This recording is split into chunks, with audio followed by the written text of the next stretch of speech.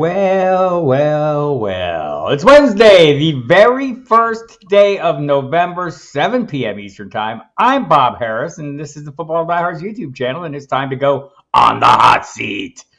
First, FootballDiehards.com is the website. We appreciate you here joining us on the YouTube channel. We do this every Wednesday at this time, 7 p.m. Eastern Time, with a great guest like today's guest. We also do it on Saturdays, usually just me by myself. I'm a great guest, too. And a host myself and with great vigor. So I hope you show up for those noon every Saturday. Ask me anything live streams. Lots of questions get answered. We'll answer some questions tonight. Hit the subscribe button and the notification bell, please.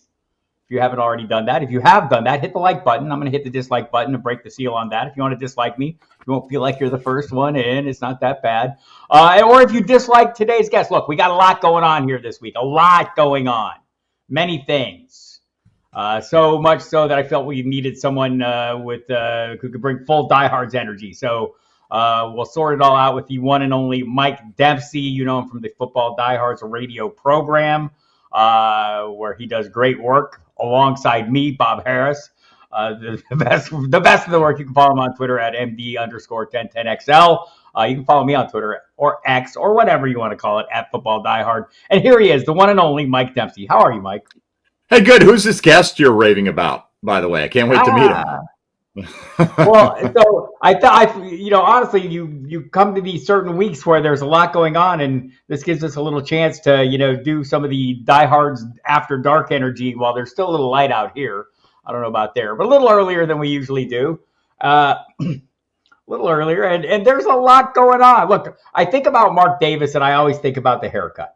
I don't often think about good decisions, great moves, a winning tradition, none of those things. And here we go. Last night, I finished up my team notes. I put everything away. I sat down to eat my dinner, and it's just a little after midnight Central Time. The notifications go off. Josh McDaniels has been fired. So Dave Ziegler, the GM, too.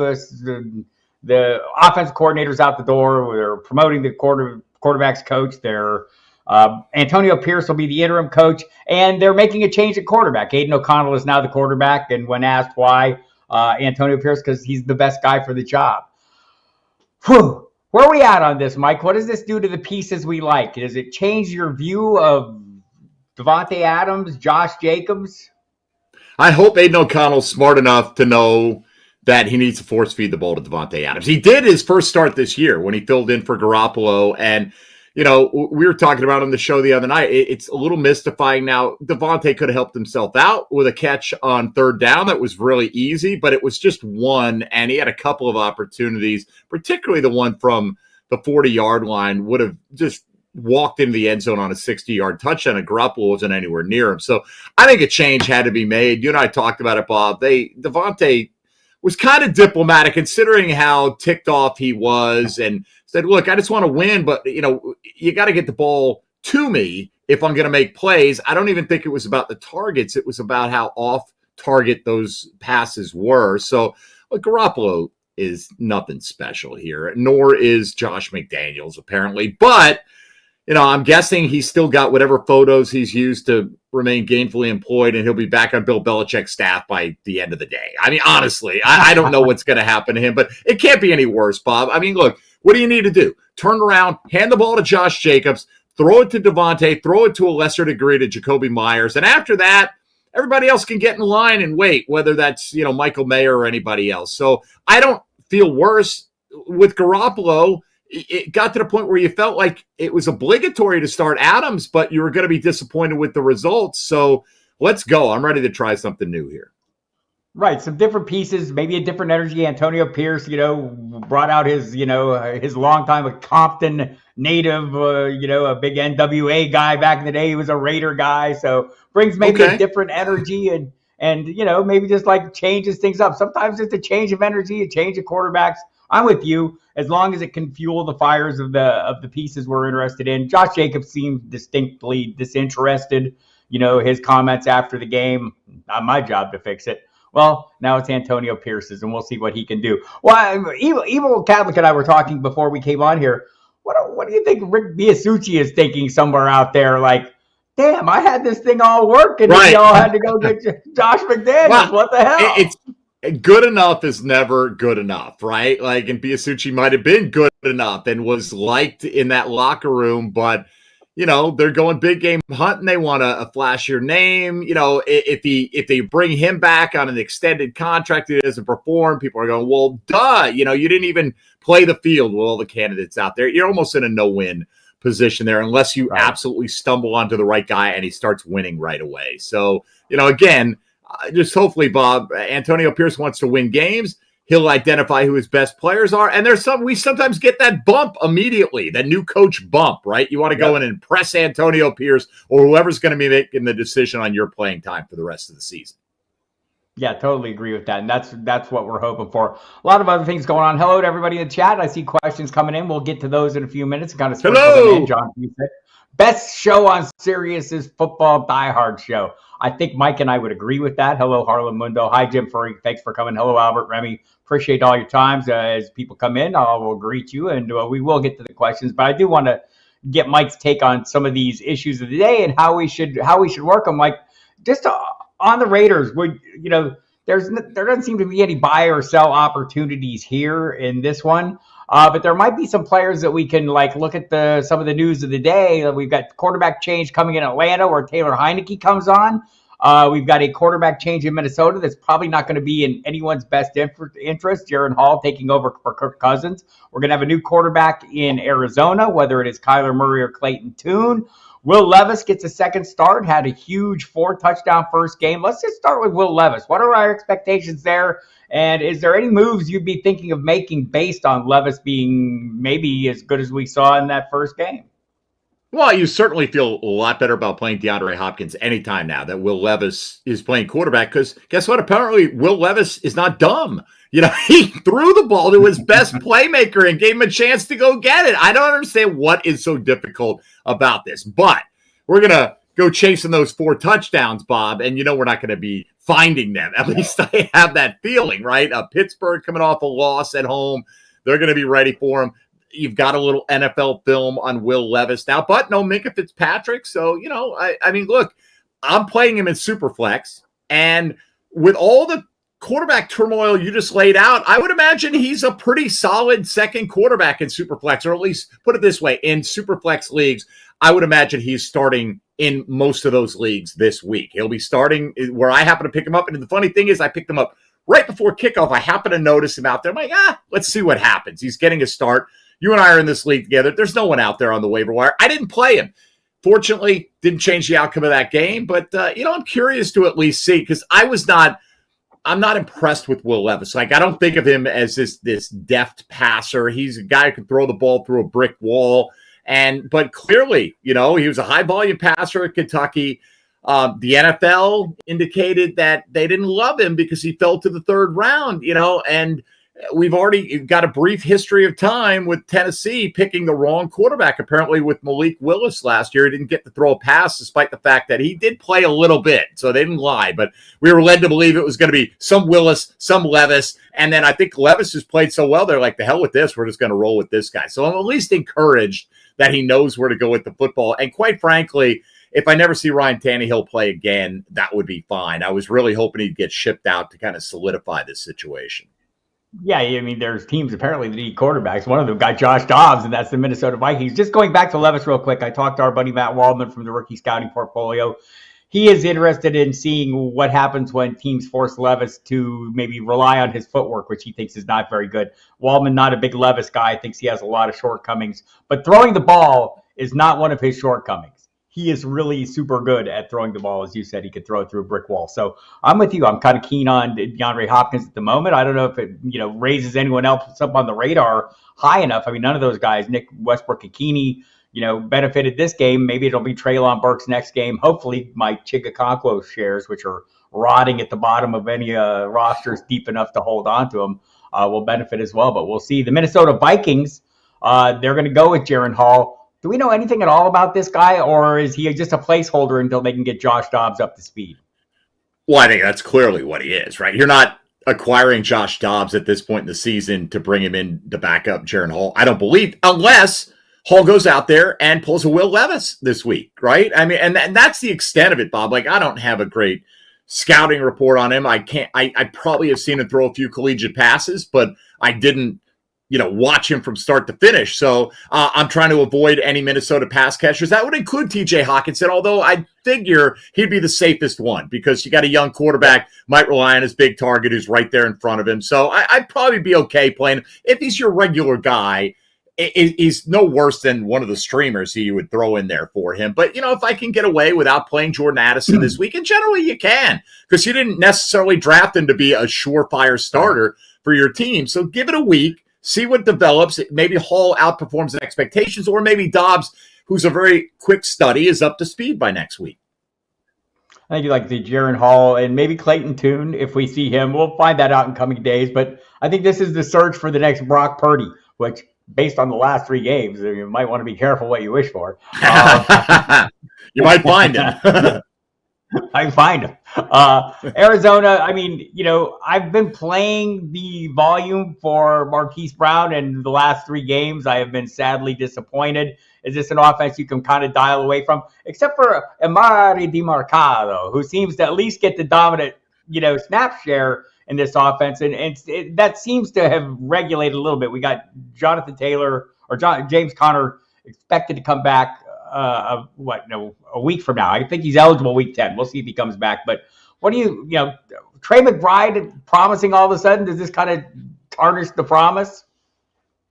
I mean, again, if it's Clayton Tune, which I'm guessing it's going to be Clayton Tune, but if it is, Trey McBride, tight end, in your field of vision, kind of, could be a safety valve for him. I'm going to try to avoid Marquise Brown this week a little bit. I've got him in a couple of leagues where I set lineups, and maybe I'll play him in one, sit him in the other. It really depends on my options. He's kind of going to be the last spot in my flex in both of those leagues this week. But yeah, I think DeMarcano could be a guy that they rely on as well. And if you do get a young quarterback, maybe he dumps it off to the back as well a little bit. So I would say that probably McBride at the top of the list, DeMarcano second on the list. Avoid Brown if you can. But obviously, if you've got to play a pass catcher from the wide receiver core there, he'd be the one you'd play. Yeah, for sure. And so, Kyler Murray, we'll see. Do we have any feelings about Kyler Murray playing in an offense that the likes of which he's never played in before? Or should we, if you're out there and you're making a speculative move, obviously Kyler Murray is a super talented player. I don't know that we've ever seen what we really expected of him except for brief moments. But I guess in this, in a one quarterback league, is he a speculative play for you? I think Arizona looks up and they go, wait a minute, we're 1-7. Carolina just won a game. We're in much better position to control our draft fate here. Why do they want to play Kyler Murray other than to get to the offseason and maybe be able to ship him off? So I do think at some point they want to display that Kyler Murray is healthy enough to play. And no, I'm not super excited about Kyler Murray at all, but I do still think that this team, as competitive as Dobbs made them, is not a very good football team. And even with Kyler Murray, I think they're destined to lose most of their games in the second half of the season. And I think that is the path that ultimately Arizona wants to go down. If we can develop Clayton Tune, find out if he is a long-term backup type, because I'm sorry, if they're in position to get a Caleb Williams or a Drake May, I think that they have to go in that direction here. Kyler hasn't shown that he can stay healthy, hasn't won in the playoffs. It's just, he's an intriguing guy. And I would think the contract is going to be the sticking point, but someone would be interested in Kyler Murray's services next year. Maybe Arizona will be themselves, but I just don't think they want to take away one of their options in terms of draft capital. I do think they're going to be on a slow, unintentionally intentional kind of tank situation. And again, the players are not going to tank. I wouldn't expect them to go out there and try to perform anything but their best. But again, do you, if you're trying to win every game possible, do you ship off Josh Dobbs at this juncture of the season? Probably not, although you got him for peanuts. And I give him kudos for going out there and getting a guy and who kept them competitive. But I think as best as we can avoid Arizona. But the problem is, Bob, we're running out of teams. We're saying this about a lot of teams right now, right? As best as we can avoid X, let's not play their players, right? Unfortunately, it's going to turn out to be like half the league. Right, and as we get, we've gone through the bye-less week now. We're going to get into some weeks here ahead where we have some pretty significant bye action. The week 13, Buffalo, Chicago, the Giants, the Las Vegas Raiders that we were discussing, Baltimore, Minnesota, all in 1 week. I guess week 12 we have no byes, but this week San Francisco, Denver, Jacksonville. Next week KC, Miami, Philadelphia, the Rams, Indianapolis, Atlanta. So there's a number of things. And by the way, I want to say that, as for the Josh McDaniels going back, I did see a comment here as we were talking. Bill Belichick said we're on to Washington when he was asked about the possibility of Josh McDaniels returning, as you would expect. And on the Cardinals, I guess for me, there was other bad news there that came out today. Nothing that we didn't already know, right? Just the general disorder of that organization, starting with the owner on down. It's pretty dysfunctional and seems like a mess. Big expose, one of those ESPN things. So very enjoyable. My guy, Darren Waller, says he's going to miss some time. Says it's going to be a little while with the hamstring. I go into every season trying to be injury agnostic. I think anyone can get hurt. Do I need to start changing my approach at some point? I mean, look, we all knew what Darren Waller was. The upside is there. I felt like the price was still right, even knowing the potential downside. But should I start paying more attention to injury histories, Mike Dempsey? Go ahead. No, we play in a lot of leagues together, so keep doing it. Keep doing what you're doing. Look, man, I do think there's certain guys that tend to get a lot of soft tissue injuries, right? And, I think Waller's in that camp. So, and beyond that, I mean, you got a guy who, even when he was healthy this year, it seems like they lied to us about making him the central focus of that offense, or at least the passing game. It's a little inexplicable. Honestly, I think this is probably a good thing for all of us to force us away from the Darren Waller table, just push ourselves back. We've had enough. We're full. Let's move on to some other option right now. And, it's a shame because he's a super talented guy. It's a great story, from where he's come and what he's gone through, but somebody needs to take advantage of that. And we'll get 1 or 2 flash games a year, I think, going forward, and it'll suck us all back into playing Darren Waller for 2 or 3 weeks. And it's right. A damn shame based on the talent, I feel like at the position, there's not a lot of guys that have his upside, right? I mean, and you're not going to get that upside all the time. I'll go ahead and restate on the injury things.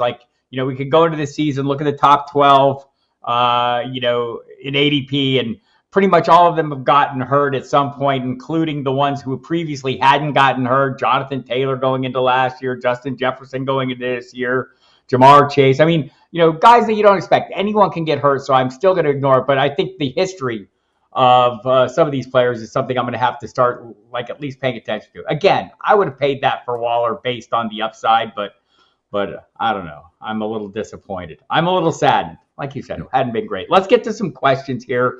We can jump back to the news as needed, and there's lots of things going on. Dominic Conti, Mike, would like to know, in a 2-quarterback PPR league, Evans at Houston, Mike, Jacoby Myers versus the Giants, DeAndre Hopkins at Pittsburgh, Downs at Carolina, Hollywood at Cleveland, or Deontay Johnson against Tennessee. He wants you to lose 2 of those. Lose 2. You're gonna have to do me the list again, because did I hear 2 quarterback or super flex or something in there? So I started immediately. Flex, but this has nothing to do with the quarterbacks. Right. I started listening for quarterbacks, and I'm like, what's going on here? So give me the names again. Okay. Evans, Jacoby Myers, Hopkins, Downs, Hollywood Brown, and Deontay Johnson. And lose 2. That's easy. Marquise Brown. Sit 2, yeah. Jacoby Myers, Marquise Brown. Those are the 2 that are out, right? I mean, you're going to play Evans, as frustrating as he is. Downs is red hot. We just talked about Hopkins. And, Brown, the quarterback situation, both of those guys. And while I trust that Aiden O'Connell knows to force the ball to Davante Adams, I'm less sure that he knows that about Jacoby Myers, who's had a nice season, but I think those are the obvious 2 to leave out. We should stipulate Hopkins is listed as questionable with an ankle injury. I'll be surprised if he doesn't play, but you'll know that in advance of tomorrow's kickoff, and you could easily pivot to one of those other pieces if you need to. Remy LeBeau, I got a running back question, Mike. He needs to start 2 from Alexander Madison versus Atlanta, Rashad White versus Houston, Darrell Henderson versus Green Bay, and Darren Singletary versus Tampa Bay. Probably go White and Henderson here, right? Singletary's kind of in a 50-50 split there with Dameon Pierce. Madison may be in a 45-55 split right now with Cam Akers coming on a little bit, Bob. White, the thing about White the other night was they utilized him a lot in the passing game. If they would dump the ball down to Rashad White the way Baker Mayfield did last week, I'd be fully on board with him as a flex or even an RB2. And I'm assuming this is a PPR league here. And Henderson has been handling the bulk of the workload for the Rams. So I'm going to go with White, Henderson. And honestly, that one would be pretty easy for me. Again, when I say it's easy, my decision, it means I came to a quick decision. Doesn't mean I'm going to be right about all these, and doesn't mean you're crazy for having to mull these over. I've reached a certain limit with Alexander Madison. I'm on a bunch of teams. I still am forced to play him on a team or two, but I've noticed his declining numbers. And anyway, that's where I'm at. Henderson and White. If you want to split some hairs on this one, I think these are all like in a similar range for me. I think Singletary has been way busier in recent games, and I think that's going to continue. Dameon Pierce does not look anything exciting. You knew this before you even started the season. You have 0 shares of Dameon Pierce? Rare one for me, but he really was a guy that I just didn't see the upside in PPR leagues where he was going. But I do feel like Singletary may be the guy to have, and if I had both Houston backs, I think, I do in one league, I'm playing Singletary over Pierce this week and at least giving it a roll, see what happens. I think for Minnesota, you could at least expect maybe that pass to run ratio to maybe even out a little bit going forward. Hello, Albert. Hello, Toronto Dave. Hi, Dave Listman. Loving the bowl cut of Mark Davis. He says, is it time to drop Darren Waller and put in a claim on Trey McBride? Mike, is there enough quarterback uncertainty and enough uncertainty around Waller and enough positivity around McBride for you to make that switch? I would. Yeah, honestly, I would. McBride's not available to me in any league out there, and I've got Waller in several leagues. But yeah, I think because you're waiting on a guy who's been underperforming anyway, right? I mean, we're holding on to the myth of Darren Waller. He's not going to be that guy this year. I think Trey McBride has, even with the unknown quarterback situation, who it's going to be. There was some buzz about Clayton Tune in the offseason, or if it's Murray, you're talking about a quarterback upgrade over anything the Giants are rolling out right now. I'm sorry, Vegas is rolling out right now. So the Giants. I'm like, who's Waller play for? It's bouncing around in my head right now. Don't say the wrong team. That's how insignificant Darren Waller's been, Bob. I don't know about you, but I think I would take the shot on the guy whose arrow is pointing in the correct direction. I'd say not knowing when Waller's coming back. I do think there have been more decent games than we realize with Waller, right? And more heavily targeted games. But that offense in general is not good, and there are no other pieces around him to support him. I don't know that Arizona's offense is good, but I do like the numbers Trey McBride's put up on the per reception average, and seems like a big play threat. And by the way, the chat is acknowledging, and I should have acknowledged it at the top, the passing of Bobby Knight, the legendary basketball coach. We will throw a chair in his honor here if I had one. So sad news. 83 years old, Bob Knight has passed away. Apparently going to be buried upside down so his critics can kiss his ass. At least that's what he said during his lifetime. That's what he said. That is correct. I forgot about that. Our thoughts, Dominic Conti would like to know on Roschon Johnson and PPR versus New Orleans. Should he pick up Ezekiel Elliott, Miles Sanders, Amari DiMercado instead? I could see maybe going Amari DiMercado potentially, as a guy who might catch some balls out of the backfield. I think I'd try Roschon over those other two because I expect Roschon to continue to, build on last week, right? Get the front end of a split between he and Foreman. Going forward here, at least until Khalil Herbert's back in the mix. So I'd rather have the front end than the back end, like Ezekiel Elliott's going to catch. Although, I get it. You're playing Washington if you're Zeke, and Washington gives up tons of points across the board. So look, if it comes down to it, I'm trying to see how my gut would feel. I don't have this decision. I think DiMercado, this is like a 53-47 kind of thing, maybe in favor of Roschon. But if I had Roschon in a league starting somewhere else, I probably wouldn't want to put all my eggs in that basket. Like that's for folks who listen to Diehards, they know how I do it. I might have 5 copies of a guy. I'm not going to say that Roschon is definitely the better play than Amari DiMarcado, for instance. Maybe I'd play it like 3-2 in favor of Roschon. So if I had one league, I'd probably end up playing Roschon here, but I would heavily consider DiMarcado. Darren Urban from the team's website, basically says DiMarcado is the guy until Connor comes back. He played 41 of 49 possible snaps over the first 3 quarters. Then Keontae Ingram kind of took over in the last quarter. We've kind of seen changes every week, slight changes, but over the last 2 weeks, it's been more DiMarcado. JJ Zacharias noted that 80% snap share in week 8, fell to 56% this week, still got 83% of the carries. And I think that's the number to look at, right? He's getting the bulk of the workload. I want that portion of that deal. So I'm with you there. You mentioned Washington, and in a number I saw kind of surprised me a little bit. Howe has ranked as a quarterback 1 in weekly scoring in 5 of 8 games this season.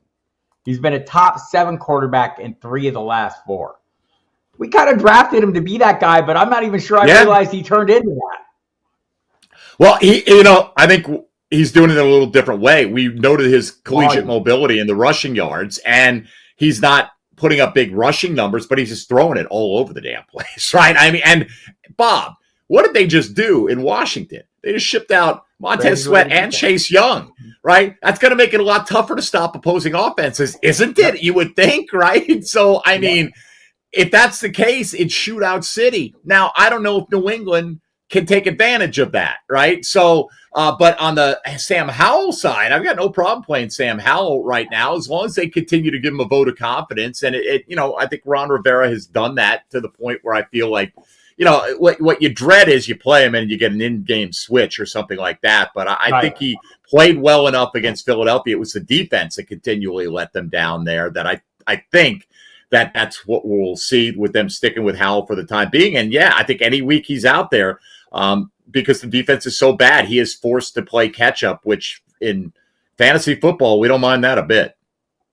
Yeah, he has not been the problem. That's for sure. Hi, Andrea. Thanks for coming tonight. Good to see you. And John Fusek as well. Jim, everyone's out there. Graham, nice to see you as well. We'll get to a few more questions here as we go through. By the way, if you're just tuning in, some of you are, I'm Bob Harris from the FootballDiehards.com website and the Football Diehards YouTube channel and the Football Diehards radio program on Sirius XM Fantasy Sports Radio, which you can hear me alongside the great Mike Dempsey, who I'm also alongside right now. Mike Dempsey, you know him well from the program. We're on every Monday, Thursday, and Friday at 10 p.m. We do 3 hours on Monday and Thursday. We do 3 hours on Saturday as well on NFL Radio and the Fantasy Channel simulcast.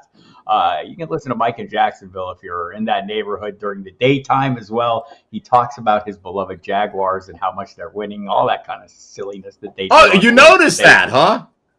You noticed the 5-game winning streak. I appreciate it. They're playing well right now. I mean, I'd like more offense, please.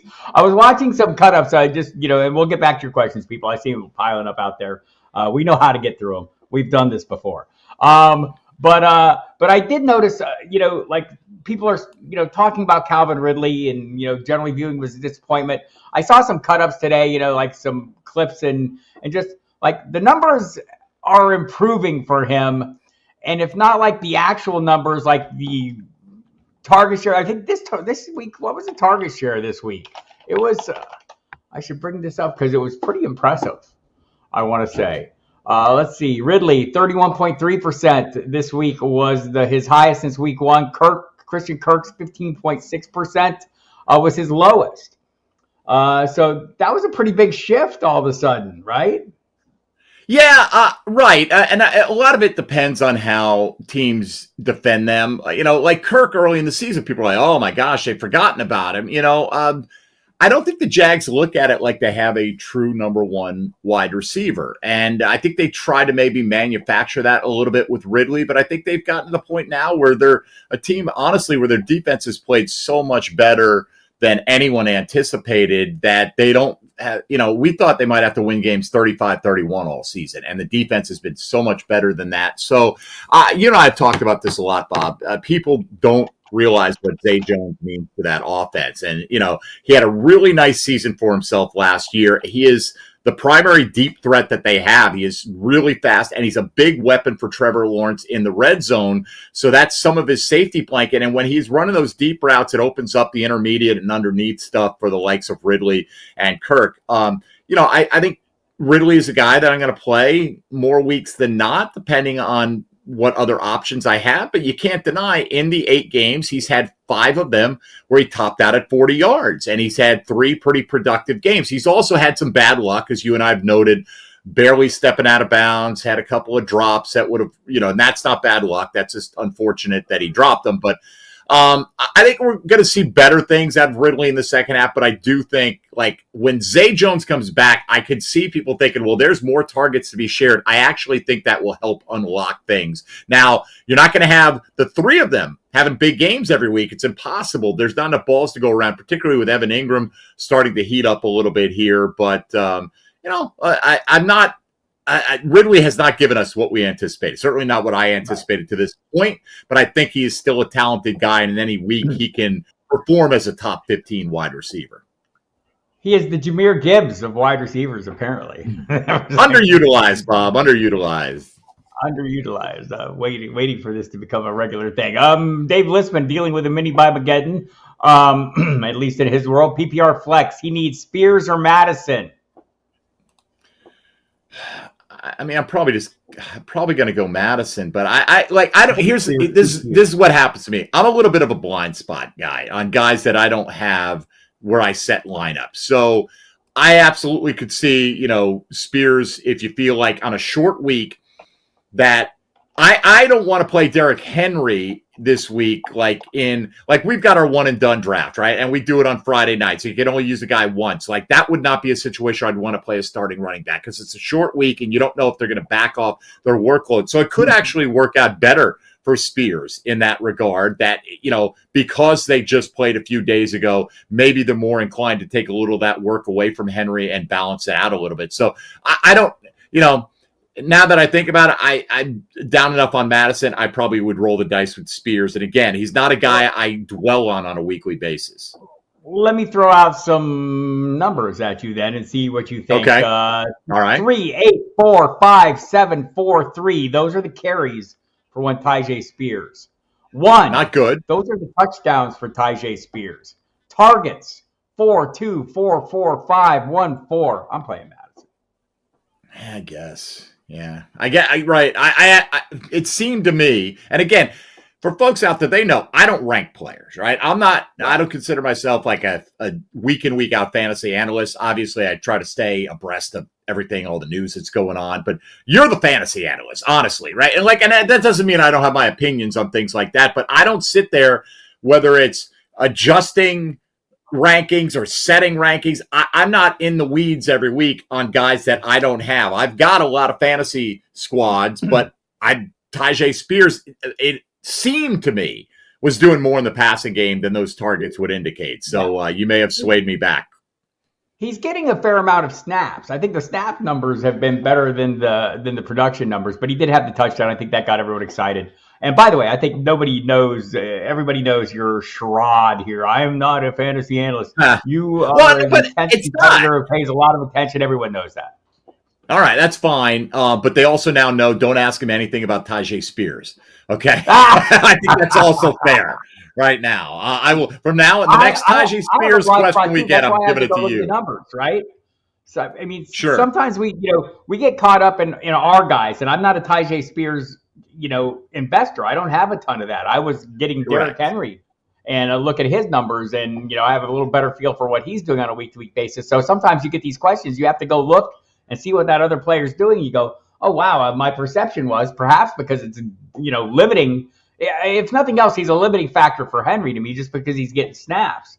But when you look at the actual production, it hasn't been that great. So I'm going Madison. We know that Cam Akers is emerging as more of a thing. I want to say this week, though, it was like my perception was not as much as reality either on that as I looked at it. Madison in the second half had 12 carries to Akers 1 in that game. I mean, neither of them did much. It was, 2.6 yards to 1.5 yards per carry. It wasn't great for either of them, but I do think there'll be more running. So I'm hoping Madison continues to be the primary piece. But I think both Mike and I'll speak for you here, think that there's a changing of the guards coming at some point. The momentum seems to be leaning, Akers is getting some quality carries. Graham F. Yeah, it's just right. Sorry. Go ahead. Go ahead, Mike. No, I was just saying, I'm just really agreeing with your point. So go right ahead, please. All right, let's go back to Remy here. Bob, I need QB help. I have Matthew Stafford, Jordan Love. Yes, you need help. I can pick up on waivers, Baker Mayfield, Gardner Minshew, Kenny Pickett, Taylor Heineke. I do also have Kyler Murray on my IR bench spot. What do you think, Mike Dempsey, of this quarterback situation? Are we looking for this week? Right. Do we want, going forward? Or this are we week looking and for beyond, this week? probably. Okay, well, I mean, this week, Gardner Minshew's a guy I picked up several weeks ago in a league where I had Trevor Lawrence knowing he was going to be on a bye because of the matchup with Carolina. Now, it's not that it's the best matchup out there, but Carolina, I think, put a lot of marbles in to the, I'm going to mix metaphors here, but put eggs in their basket. They really wanted Bryce Young to beat C.J. Stroud last week. I wonder if there's not a little emotional letdown now that they've gotten their first win here. I think Minshew, if you don't have to actually watch him play right, and get frustrated with some of the crazy decisions he makes, at the end of the day, he kind of puts together decent enough numbers to get you by. Out of the names listed there for this week, that's the one that jumped out at me the most. What about you? I think it's Minshew for me as well. I mean, Mayfield, I want to say he's got great weapons, and it seems like they're probably leading to be a more pass-heavy team. And it's against Houston, kind of a tough defense. More than not, I'm with you. I'm probably going Minshew here. I think the upside is higher. I think there's more 2-3 touchdown games than you're going to get from these other characters. Graham F. Good morning, Graham. 2 quickies. Hey, Graham. Half point PPR. Should he drop Elijah Moore for Demario Douglas or even Jonathan Mingo? Go ahead and do that one. Yes. Right, and I have a lot of Elijah Moore. So this one, yes. I mean, Elijah Moore's upside is what you've seen. I mean, he's not, we were led to believe he might be a focal point of this offense. And who knows, maybe if Deshaun Watson had stayed healthy. But at this point, like Elijah Moore's the kind of guy, Bob, I think you drop to the wire and people go, huh? Right? They don't go, oh my gosh, I'm going to go get Elijah Moore right now. So, yeah, I mean, Demario Douglas coming on a little bit. And really this week, we just talked about how bad Washington's defense is. Right, you lose Kendrick Bourne. I think Devontae Parker's a little beat up. So, yeah, why not? I think that's absolutely a move I would make. That's a guy I've been talking about for a little while, Demario Douglas. Also, Graham wants to know about the defenses. Raiders versus Giants, Giants versus Raiders, Chargers versus Jets. Anything appeal to you? By the way, I'm just seeing here, coming across my phone a few minutes ago, that the Jets were making calls on Devontae Adams and Mike Evans. What the hell do they want with those guys, Mike? Well, they want to make the playoffs, apparently, right? Like, just because we think they're not going to go anywhere when they get there, if they get Devontae Adams, Bob, eventually Aaron Rodgers is coming back, right? So in the short term, you help your young quarterback continue to develop, and give credit to Zach Wilson, who we all crap on, but they're 4-3 right now, and he's done it. It hasn't been Rodgers. It's been him, and they're winning, and they're in position to make a wild card run there. So I say kudos to them for going out there and recognizing a veteran receiver can come in and help this guy. We have talked about, Bob, how we've been impressed that he's been able to get the ball to Garrett Wilson consistently. And, I don't know if he would be able to support 2 guys, but he'd have a better chance, because they help each other kind of in terms of coverage. So I like the fact that they did that. I'm always in favor of teams trying to be aggressive to improve themselves. I would go with the options you just gave me with Vegas against the Giants. No matter who's been playing quarterback for the Giants, it's been horrific. And again, you got a defensive head coach who just got the job on the interim basis. And we talked about how folks are wanting to impress. You don't think that Antonio Pierce is going to give him some little pregame nod that has him charging down the tunnel. We're going to rewrite this. We're going to bring excellence back to the Raiders, all this stuff. And, it's going up against his former team that he's identified with. So, yeah, I think the Raiders, you got Max Crosby. None of these other defenses are stalwarts. So give me the one that has the narrative going in their favor. And, God, that New York Giant quarterback situation has been horrendous this year. Yeah, we'll see. We'll see how that one plays out with Daniel Jones returning this week. I'm not overly enthusiastic about that. Yes, Graham meant to say good afternoon. It's fine. We're all. Good morning. It's morning somewhere, Graham. I have no idea what time it is. Let's see what else we got. A few more questions here, Mike, to sort through the issues. John Fusek would like to know that PPR tight end gets 1.5 per perception. Logan Thomas versus the Patriots, or Romeo Doubs versus the Rams in Green Bay. That's pretty close right there. Dobbs, when Dobbs scores, he gives you a good week. He disappears at times as well. I don't trust Jordan Love at all here, right? In fact, I trust Sam Howell more. It's just that Sam Howell, I think that Logan Thomas is further down the pecking order than I'd like him to be, especially with Dotson coming on last week. I have a slight lean towards Thomas here, and I have a lot of Romeo Doubs, right? And he's been a solid player for me this year. I think he's exceeded some of our expectations already. But this is more of an anti-Jordan Love vote, and I'm going to go with Logan Thomas. Excuse me. And worth noting, the Packers GM Brian Gutekunst spoke today and said, "We're not sure what we have yet." Thank you. We're not sure what we have yet in Jordan Love. And they acknowledge that. I do think that he's under contract for another year. They don't have to make a decision in a minute. They extended him this offseason for that reason, rather than dealing with the option. So I do think that, that they have longer term vision for him. I go back to the talk, about pairing him up or grouping him together with a really great young wide receiving core, see what happens, and let it develop together. I thought that was their approach. So I don't think they're ready to give up on him. But I think they're pretty disappointed, like we've been. It's been touchdown related. If you look at these receivers, Mike, the Green Bay Packers receivers in particular, Doubs seems to be, a solid threat. Watson, kind of, I don't know. Is maybe Jaden Reed the best of the bunch? Maybe. Talent-wise, I think it's clearly Christian Watson. It's seeping from every pore. And I think if you found the right situation, like if you took all these guys and put one with Patrick Mahomes right now, and gave it a month to develop, oh my gosh, Christian Watson, with the right quarterback, I think would be spectacular. But for now, for the here and now in fantasy, it may in fact be Reed, Bob. Certainly Dobbs is a more consistent play than Watson himself. I think, if I had a choice now, if I'm a big underdog and I want to swing for the fences, the beauty of Christian Watson is he can take a 7-yard slant and go 80 with it, right? And we've seen it, but you can't count on that. So if you're in desperation mode, he might be the better play. I've got him in a lot of leagues, and where I can, I'm benching him across the board right now for other kind of more boring options, I guess, is what you say. And let me just one more comment on the Jordan Love thing.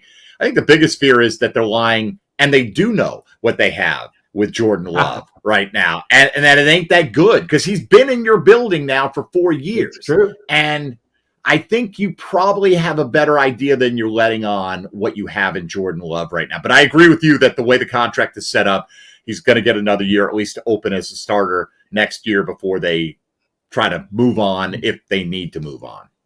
I felt all along, I've said this, and anyone who's been watching these live streams, I felt like they did know what they had, and they thought it was maybe a little better than what we thought. Because otherwise, we'd hoped. Right. Well, just, do you really, whatever your relationship was with Aaron Rodgers, he's a 4-time MVP. Do you really let him storm out and move on if you didn't think you had another piece? I think it would be irresponsible to do that. Maybe they are irresponsible. Just going back to Reed just quickly, through 7 games, leads the team, 314 receiving yards, 20 catches. The next gen stats had him running the most routes in this game Sunday, 40 to Watson's 36 to Doubs 35. That's not definitive, but it's just interesting. I get a perception in my head. I'm with you. I think like Watson's like the big home run play. I'm just wondering if maybe I've been overlooking Reed, at least in my DFS. And reminder to myself, memo to all of us. By the way, Note Dennis to Roy, I Bob. see you out there. Dennis Roy out in the chat wondering about our Sam Howell discussions. And hi, Wendy Early. It's great to see you. And she's very happy to see you also, Mike. I want to, maybe this offense would be a little better in general if Aaron Jones was fine. He's not fine. He opens up limited again this week. So maybe just not having all your pieces is not the best of things either. So I don't know. We'll see. We plumbed the depths of one Jordan Love, and I hope he enjoyed it. Let's see. Mike Anderson, flex question. Needs standard league, 14 teams. Needs upside this week. He's got Rashid Shaheed, Alexander Madison, or the aforementioned Christian Watson. Who is the upside play here? Rashid Shaheed. Are you kidding me? I mean, this guy is yard. If we got out of Christian Watson what we're getting out of Rashid Shaheed, we'd be like, look at this guy. Right? I mean, we would. We'd be like, damn, there's Christian Watson doing what we thought Christian Watson would do. So I absolutely think he's got the higher floor potentially and the highest or as high an upside. I mean, Watson's got incredible upside. Not going to deny it, but what is the likelihood that he hits it, right? So it's not just where the ceiling is on your upside. It's how big is the range in the likelihood that you're going to get there. I think it's much more likely that Rashid Shaheed hits a big play because we've seen it many times already this year. So I would give him that option, and knowing that you said you need upside, which we love, by the way. There's smart people in our audience, Bob, and that helps us so much as we're going, oh, this guy's ceiling is this guy's probably not going to hit. But if he does hit, and so, yes, way to give us that information. And I think you agree with me here, or if you don't, talk me off the ledge here, Bob. And Shaheed's the guy, I think. I think so too. He's the upside swing. And Jim Furry asked a question right after this, so I picked up Rashid Shaheed and have Chris Olave. If Carr bounces another ball off Olave's head, Shaheed become Carr's go-to guy. He may already be. So I had a big Olave problem last week. I was just totally down on him. That I did what we did earlier, going through the numbers like with Tajay Spears. And the numbers are better. Sometimes you need to go out and do a little check. Your perception is often a little off what the reality is. And so always go and take a quick look. It just takes a second and see how things are going. Olave has not been as terrible as my perception was. And I think a lot of my perception came from Derek Carr yelling at him. Thanks, Derek Carr, for turning me off on your productive teammates when you're the one to blame. I don't know. Seems like I'm to stretch. Mike Anderson wants to know, will Brandon Cooks be a startable flex or bye-week play? I hope so. I guess I'm playing him in the one league where I have him. So I hope that's the case. They're going against Philly this week, right? So, yep. That's, favorable matchup. Yeah, it is, right? The matchup is good. Dak's on a Dak heater right now. So, yeah, I think absolutely. With teams on a bye this week, I think Brandon Cooks is very reasonable. And as always, depends on who you're deciding between. But, yeah, I think Brandon Cooks fits into that range that you just described. Touchdowns in each of the last two games. I feel like the Cowboys needed a change or a positive regression was coming. They were getting tons of red zone looks and not a lot of red zone touchdowns. I think that's probably coming at some point here, or maybe it's already started. We talked about this the other night, Mike. I mentioned, or Monday night, we talked a little bit about this. Talked to Michael Gelkin of the Dallas Morning News, who is not just a great beat writer, but a fantasy guy. There's a handful of guys out there that do the beat writing that also are really sharp fantasy guys. Gelkin, Mike Triplett. There's a handful of them out there who know exactly what we want to know. Gelkin kind of went into some of the things he's noticed about this offense with Mike McCarthy in charge that's different than what he has seen in the past. And one of the most notable ones that I thought was interesting was Tony Pollard's speed. How often does Tony Pollard hit top speed? In past seasons, it's been about 4% of the time he is hitting 19 miles an hour or faster. This year, it's been less than 1% of the time. They're not getting him into open situations where he's able to show his speed and flash the ability, do the things that make him great. It's more between the tackles. So just some interesting numbers there that I found kind of fascinating. Yeah, just so just something I hadn't considered, he was also getting tons of red zone looks early this season and just not having good red zone luck. Wasn't punching it in. So positive regression comes for some of those guys. So yes, Mike Anderson, I think we believe this offense is coming on a little bit, or maybe getting a little more cohesive as they get familiar with Mike McCarthy's play calling, and maybe he's better utilizing the pieces that he has. So I think he could be startable flex or a bye week fill in. Robert wants to know, he has James Cook as his running back too. Let's all try to erase our blind spots here that we have for James Cook in this room. Are you now concerned about him with Leonardo Fournette there now? Bijan is his running back 1. He has Warren, Jalen Warren, Mitchell, I guess, Keaton Mitchell, Pierre Strong, and picked up Charbonnet. Is Cook still a good running back 2? Better than some of those other guys? Yes, better than some of those other guys. But I think Fournette, obviously, I say obviously, from my point of view, impacts a guy like Latavius Murray a lot more. I mean, but he can do a lot of things, Bob. He can, whereas Murray's going to be kind of like your goal line hammer in between the tackles runner, and Cook is going to be your preferred passing game option, and also is going to get some of that work between the 20s. Fournette can do a little of all that. I don't think he's going to push Cook out of his primary role, but I think he solidifies the fact that Cook is not going to get any kind of touches inside the 10-yard line. I mean, and again, I don't think Leonard Fournette's a great receiver. I think he's a very competent receiver that can handle the basics, right? He's not a route runner. He's not going to go out there and line up in the slot and run something fancy. But if you put it near him, he's going to catch it. And that's really all we ask most of our running backs to do, with the exception of the truly elite ones in the passing game. So, yeah, I mean, look, I'm not rushing out to say Fournette is going to change the fortune of our fantasy teams, but he's certainly worth stashing on your bench and seeing what develops over the next couple of weeks. And I'd be a little bit concerned. Like, if I had the chance to flip Cook for a comparable player right now before Fournette gets heated up, I might do it. I mean, we can joke about it, but playoff Lenny has been a real thing. The Bucs make good use of Leonard Fournette down the stretch in a couple of seasons, and he's got maybe his last chance to play in the NFL if he doesn't perform well here. So he's highly incentivized going to a winning situation. I would be concerned of the impact. I think the impact is greater on Murray, like it would have been, like he's a souped up Damian Harris with more pass catching chops, but those pass catching chops could ultimately impact Cook as well. I would agree with that. Harlan Mundo wants to know, PPR league currently he has Josh Palmer, Josh Downs, Gus Edwards, Rashid Shaheed, Devin Singletary, Trey McBride. They're all available. Which of those would you want for looking ahead for roster depth? I like many of those guys for roster depth. If I could get all but what? I think I want all of them. Yeah, but I will say this: if I want a receiver, I'm probably going to roll Downs here. Okay, we just talked about Shaheed. Shaheed's got incredible upside, but it's also inconsistent.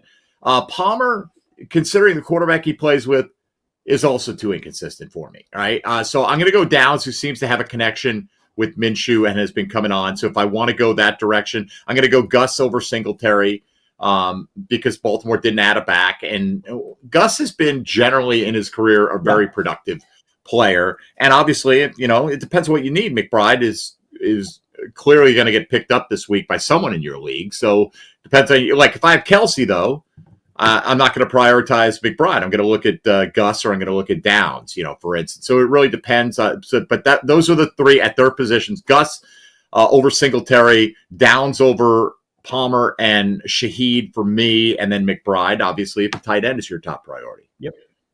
Yeah, but I think all those guys are viable pickups. They all have value, right? Yeah, if you miss out on some of the others or some of the higher end, I mean, take that all the way down to Singletary is getting a reasonable amount of volume. Interested that. Wanted to know, Matthew Stafford. The chatter this afternoon was he's not going on IR, which suggests he's going to miss some time. Brett Rypien will be the quarterback. What are we going to do with Cooper Kupp and Puka Nacua? Are we just going to keep playing them and hope for the best? I'm certainly playing Kupp, and we're talking about in season long here. You drafted him in the first round, and he's Cooper Kupp, and you hope that Brett Rypien is smart enough to rely on that guy. I mean, he could end up having a connection with Puka. I'd be more likely to bench Puka because we picked up Puka in the late rounds or as a waiver wire pickup after week 1 in many cases. So, right, you've got probably 2, 3, 4 viable wide receivers. Now, he may be still a guy you look at what you thought were viable wide receivers and say, well, Puka's been so damn good. I'm not going to fault anybody for rolling with either of these guys and seeing if they can, catch a little lightning in a bottle. Me personally, if I had the choice between the two, I would play Kupp just because we've seen him establish over years of fantasy excellence. And, but again, it's not like you're cutting either one of these guys. You're almost assuredly playing Kupp, and you may be in a situation where you have to play Puka. Just as you like to say, I've learned something from working with you, Bob, over a decade. Adjust your expectations. Damn it! I added the "damn it" for a little exclamation there. But you play Kupp. Do you expect 30? No, you don't expect 30. But if you get 15 plus, you're probably satisfied. Yeah, I would use the expletive that goes before the expectations and starts with a different letter. But yes, the same point. Understood. We got a couple more minutes here. We'll kind of wrap things up. I wanted to ask you this just in general. We talked about the Jaguars a little earlier, but you know an awful lot about them as you cover them on a daily basis at 1010XL in Jacksonville, the radio station, the flagship station of those mighty Jaguars that you love so much. Tell me a happy story about Travis Etienne. We are not seeing the Tank Bigsby run that we expected here, and the volume has been immense for Travis Etienne. Do you foresee any change to that, any adjustment coming after the bye? If you want me to tell you a happy story, apparently you've missed the happy story. The happy story has already occurred, right? Tank Bigsby lost the confidence of the coaching staff, I think, and continues to. Put the ball on the ground again last week. Now, you can talk about, was it borderline? It doesn't matter. And Etienne is finding the end zone with regularity, right? The only thing with Etienne, the bye week's hitting at the perfect time. He came into the week leading the NFL in touches, Bob, and he had another pretty good volume game this week. I don't think the only fear of Etienne is, does he stay healthy and hold up to this workload? I do think they'll take some of this workload off. They have to. He's on pace for like 400-something touches. I don't think he's built for that, but he's making a lot of people miss. He's not taking as many big shots this year. I had that fear of Bigsby. Bigsby looked so good. You hear these things sometimes, and we complain, this reporter said this and this reporter said that. Well, I was right there with my own eyes in 12 different training camp practices, mini camps, rookie mini camps. Tank Bigsby jumped off the page at you off the field. You couldn't take your eyes off him at times. And I do believe they had a plan for him. And right at the outset of the season, he has an interception go off his hands. He loses a fumble. He's shaky with the ball security. I think he's lacking some confidence right now. I think he's thinking like, I can't lay another one on the ground. You can't play at full speed like that. I think Dearness Johnson will be the guy. In fact, when they play San Fran, would not shock me if Bigsby is inactive. I don't know this, but if Bigsby was inactive, Dearness Johnson was the primary backup. JaMychal Hasty gets elevated because he's been a game day inactive to be the third down back. But right now, look, I missed the boat on Etienne. I would have drafted him a hell of a lot higher than he was going had I known this, and I don't see this really falling off. I think if Trevor Lawrence picks it up and the passing game starts to rise, and, they did get a little help on the offensive line, trading for Ezra Cleveland here. That may help Etienne as well. The passing game opening up will only help Etienne. Not that it's just going to force defenses to play him a little bit differently right now. You saw him got involved with a long touchdown pass this week. I mean, what's not to like, Bob? I think, top 5 running back, rest of the way, they could all get hurt, right? So if you take injury out of the equation, locked in top 5 back rest of the season for me. He'll probably get a few less touches going forward. Maybe that'll actually help his efficiency, though, because his yards per carry has not been great. But, man, when a guy finds the end zone as often as he's been finding it, that'll make up for a lot of little blips in the statistics. So says Mike Dempsey, who covers that team on a regular basis. Of course, you can follow him on the X machine at MD_1010XL. You can hear him on the Football Diehards radio program. That's Monday, Thursday, Friday, Saturday. During the week, we start at 10 p.m. We go 3 hours on Monday and Thursday. That is joyous. Can't get enough of us. Also, On Fridays, the one and done draft, Mike Dempsey's favorite 15 minutes of radio. There's nothing he likes more than his one and done. Saturday nights, we do 3 hours on NFL radio and the Fantasy Channel. It's like a simulcast. Bigger audience, and we still do the same stuff, except we do really lousy picks of games. It's fantastic. I can't tell you how much I enjoy the confidence pick segment of that show, which I'm hoping to gain a little ground. So check all that out. Also, check out the FootballDiehards.com website. Got tons of stuff going up, all the usual columns, assortment of goodies and things like this. And catch me here Saturday, noon Eastern time for the Ask Me Anything session. Look forward to seeing you there. Thanks a lot for coming. Appreciate you spending time with us. I know you got a lot of choices out there, and choosing us makes me feel all warm and fuzzy, and I need some of that. I'm very old and mean-spirited. Thank you.